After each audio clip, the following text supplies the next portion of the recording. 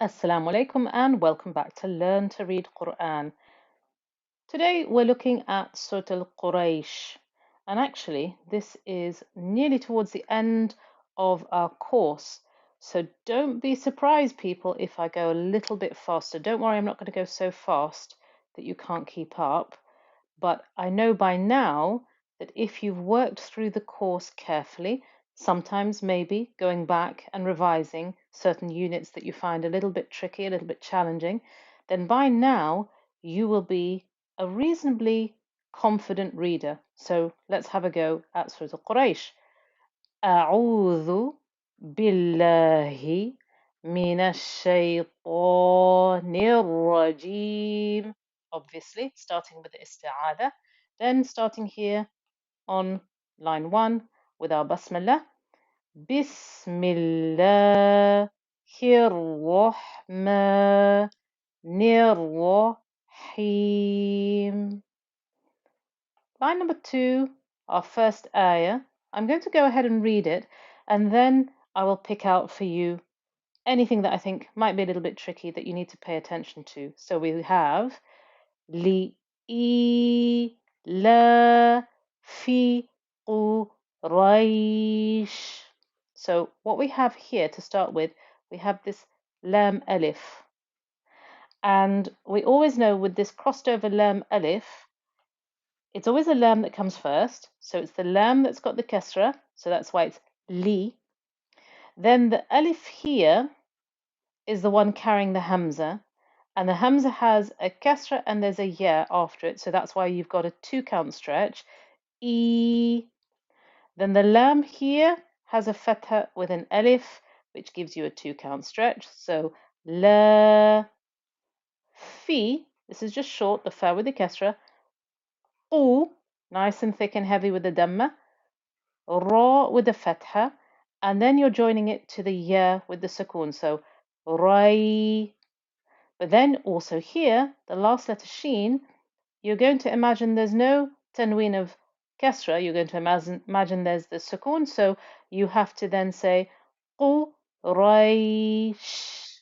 and you add the sheen with the kasra there. So that is the explanation of the first ayah, and I'll go ahead and read it again. So you have li la fi quraish. Let's read ayah number 2, and again at the end I'll go through and show you anything that I think needs pointing out. إِلَافِهِمْ رِحْلَةَ الشِّتَاءِ وَالصَّيْفِ. So starting off, you have the hamza with the kasra, this tiny squiggly ya. This gives you a 2-count stretch. The lam with the fatha alif gives you a 2-count stretch. Then fa with kasra, ha with kasra joining to the meme. Ra with kasra we know is going to be light. It's joining to the ha. This is the breathy one. Lam with fatha. The ta, the closed up ta, it's called the tied up ta. We've spoken about this before. Now that's going to jump up and over and join itself to the sheen with the shadda there. Make sure that you give enough time and enough noise for 2 sheens to be there. Then you have a ta with a fatha, but look, you have an alif with this. This is our 4-count stretch. Hamza with the kasra, wow joining up and over to the sad. Again, make sure there's enough time and enough noise for 2 sads. And remember, sad is a thick, heavy noise.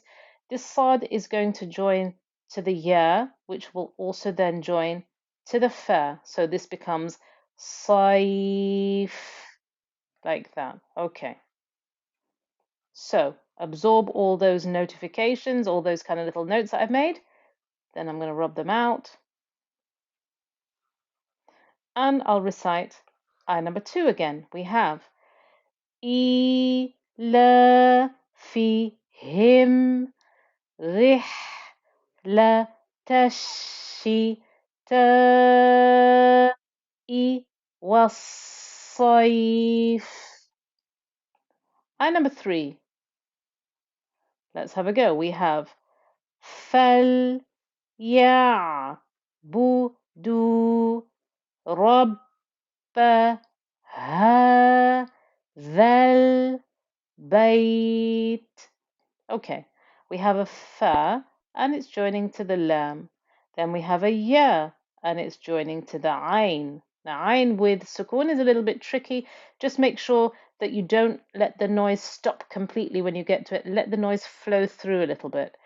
Ba with dhamma, dal with dhamma and a wow to give you a 2-count stretch. We know that the alif here, when it has the circle like that, we can just ignore it. Ra with a fatha, nice thick and heavy ra, joining to the ba with the shadda.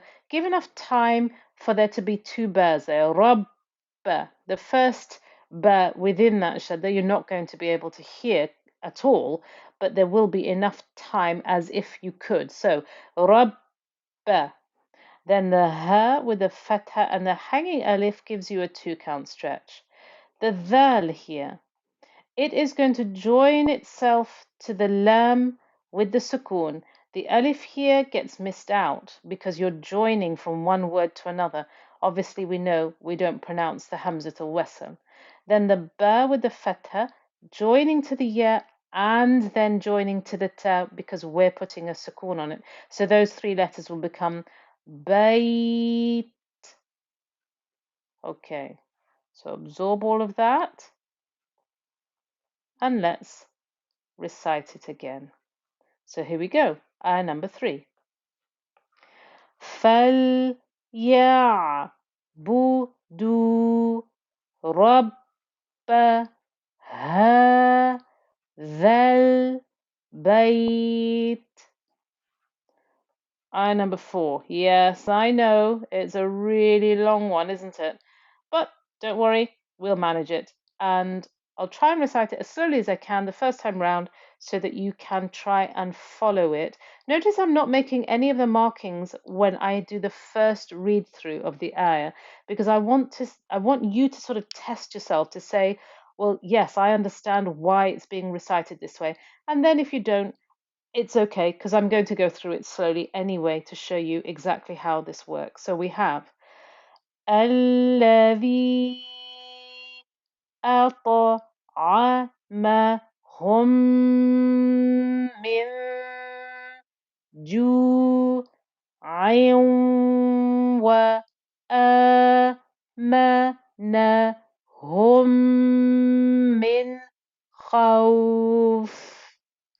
Oof. Okay, let's go through and see how that was. So starting with the Hamzatul Wasl, we know that when we start, if the next letter is lam, which it is, we will effectively be starting with a Hamza with a Fatha. So we have al, this is our 4-count stretch. Ta, make sure this ta is nice and thick and heavy. It's the bouncy ta because there's those 5 letters that when they have sukoon on them, they bounce back, the qalqala. So you have qaf, ta, ba, jim, and dal. So here you've got the ta, and that's why you have ata, ma, hum. But look at this meme. There's no sukoon, there's no vowel, there's nothing. So don't worry, you look at the next letter, it is a meme with a shadda. So what will you do? Well, actually, you're actually going to miss this meme out and you will be going from the ha with the dhamma over to this meme, the meme with the shadda. So that's here, that's where you're going to be holding the ghunna is on that meme with the shadda. So we have أطعمهم min. Aha. This noon also has nothing on. So this is a real test of your knowledge of the meme and noon rules in this one ayah. Quite a lot happens. So this noon has nothing on it. So straight away we look and see what letter comes next. Well, it's a jim. So that means there's no letter here with shadda. There's no waw or ya. So I will hold the ghunna here as well. Min.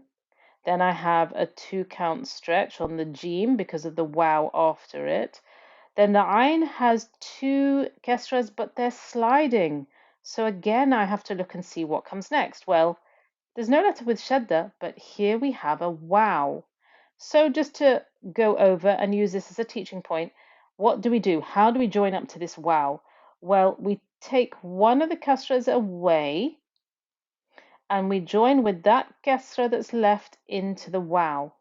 So I actually get the ayn with one kasra joining into the wow, and I keep the ghunna. So I will hold the ghunna on this wow. Ayn wa. Be careful. A lot of people, they do manage to remember to join up to the wow. They remember to put the ghunna on, but then they forget the vowel that's on top. So they forget to say the fatha that's on top of the wow. So don't forget the fatha that's there on the wow after you've held the ghunna on the wow. Then you have the hamza with the fatha and alif to give you a 2 count stretch.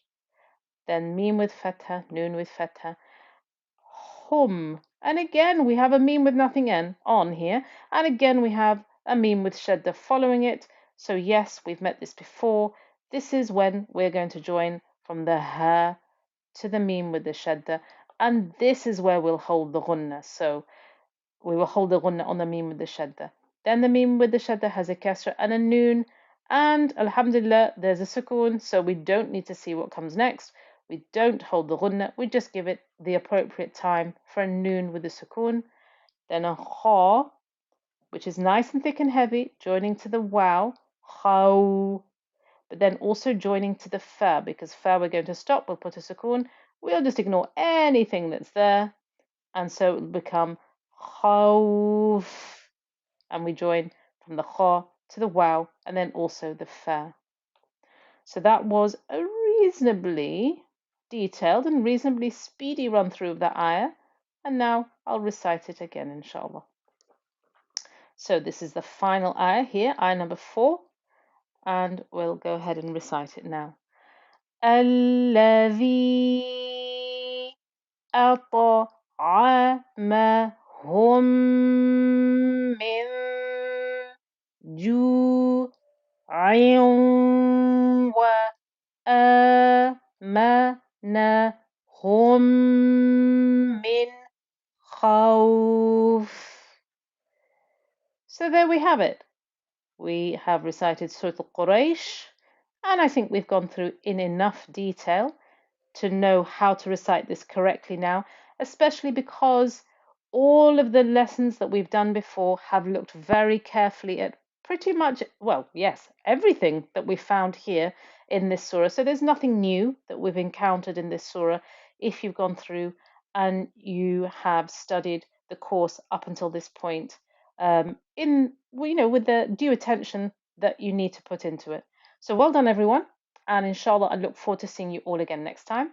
Assalamu alaikum.